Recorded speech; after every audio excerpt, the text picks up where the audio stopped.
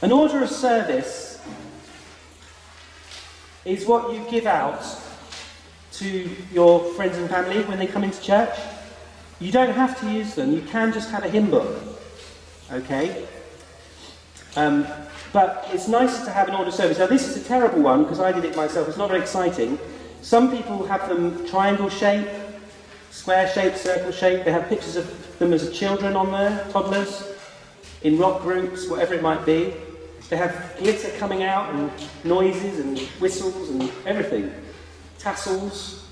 So, what I would say is, I wouldn't advise you to get it done professionally. Because if you've got any abilities with a computer, you should be able to do it yourselves, quite easily. Now, what you do, you need to get a computer. If you're going to do an A4 template, which is one sheet like this, you obviously just get it in portrait, landscape, A4 landscape. And you need to make 2 columns on your A4 template, which will move this text over to the right side. And you design your cover on the right-hand side. Don't design the back cover yet, because you want to see how you get on with the inside. So you can design your cover. You don't have to put the church, you don't have to put your names, you can just put whatever you want. It's your wedding, okay? We're pretty relaxed here. So you can just put, love has come to town, or whatever you feel like. But if you want to be traditional, put the marriage of, or the wedding of, and then your name, and then the wedding, and then the church. So, are you with me on that? Then on the next sheet of your computer, put the name of the music that you're coming into, which we'll come to in a minute. Please don't put entrance of the bride, because this is the professional way of doing it. They will find out that the bride's coming in. So just put the name of the music, okay? Just that, like I've done there, bridal march. Then put welcome. You don't need to put my name or the name of the vicar, that's not necessary, you can do. And look, we've then got the words of the hymn here. Do you notice that I haven't put hymn or first hymn? I haven't written that down, I've just put the words of the hymn. Because, again, it's unprofessional to put hymn, because the congregation will find out it's a hymn. Now, where do you get the words for the hymn from? From Oremus.org. Okay, so if you're on the web, if you use this white sheet, you'll see there's Oremus.org, and you then go to the traditional page of Oremus. When you go onto Oremus.org, they'll give you the modern version. Go click onto the traditional version. Oh, first of all, when you go onto Oremus.org, scroll down to hymns, or hymnal it's called. Click on hymnal. Then scroll down to traditional version of Oremus.org, and that will take you to an alphabetical index. So the hymns that we're going to play to in a minute, you can choose from today. Have you all got a pen with you? Because you'll need a pen in a minute for the hymns. And so what you do is you put your hymn on the left-hand side, and no more than 5 verses per hymn. Okay, because it's just, you won't fit it in the page otherwise. So you will want to delete some of the verses from Oremus.org, because they always put about 10 verses down. And the other thing is, Oremus.org use American spellings, so get rid of those saviour, add a U, and things like that, because they spell it S-A-V-I-O-R, and stuff like that. And colour, they spell C-O-L-O-R. And then at the bottom, put the marriage vows, or the vows, or if you want to be really posh, put the marriage, which is really posh. And then the top of the next slide, put the words of the next hymn.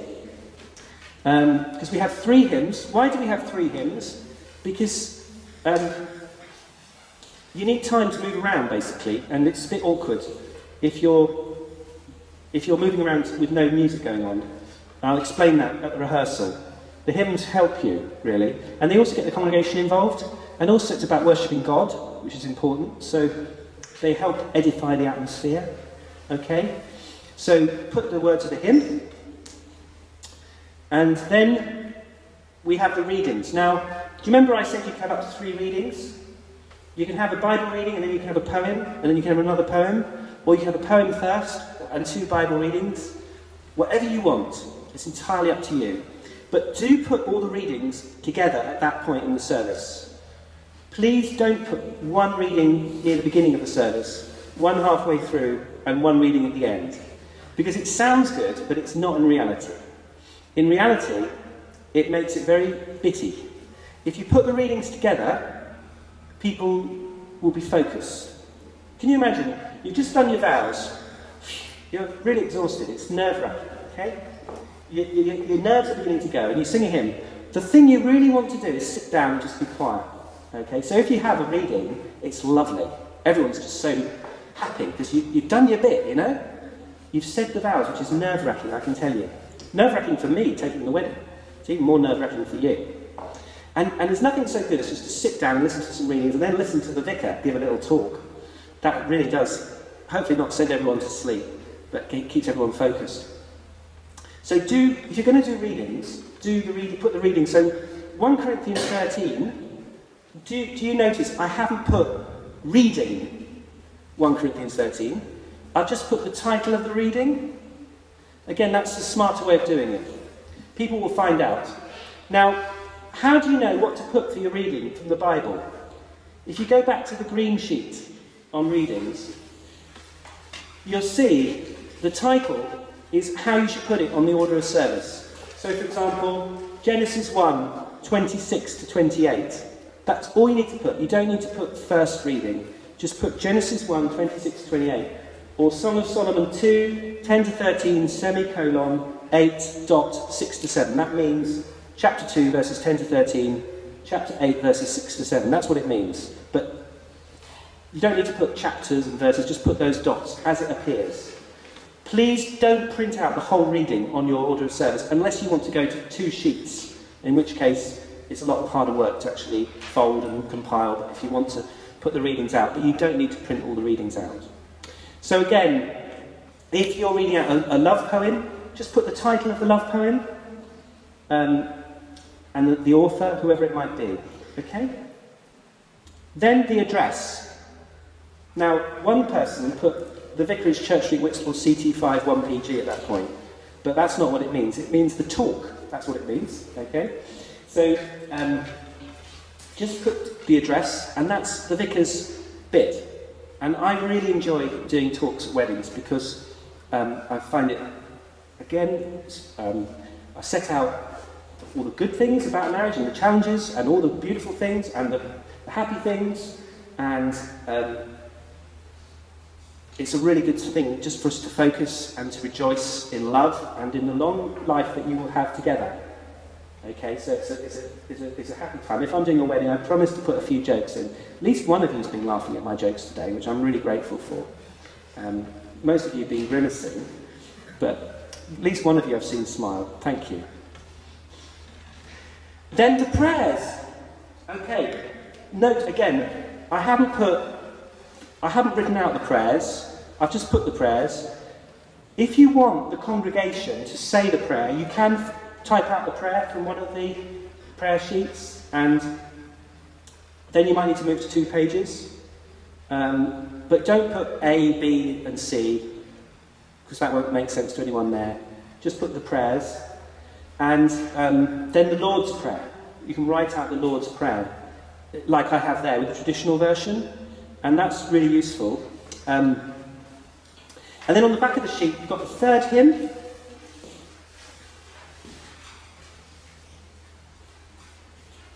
Written out, and that's Jerusalem. Of course, you might choose a different hymn. You don't have to choose that hymn, obviously. And then the signing of the registers. The signing of the registers happens here. I won't go through it with you now because I'll tell you about that at the rehearsal if it's me doing the wedding. And then I haven't put exit of the bride and groom because, again, that looks a little bit, it's unnecessary because they're going to find out that you're leaving. Just put the music on the way out. That's all you need to do. Okay? Now, what I'd like you to do is, please, post me a copy of your order of service at least a month before your wedding. Now, I know we've got one couple in March, so they're going to have to start work on theirs pretty quickly. And post it to me in a stamped addressed envelope, and I will then make corrections and post it back. You can also email it to me as an attachment.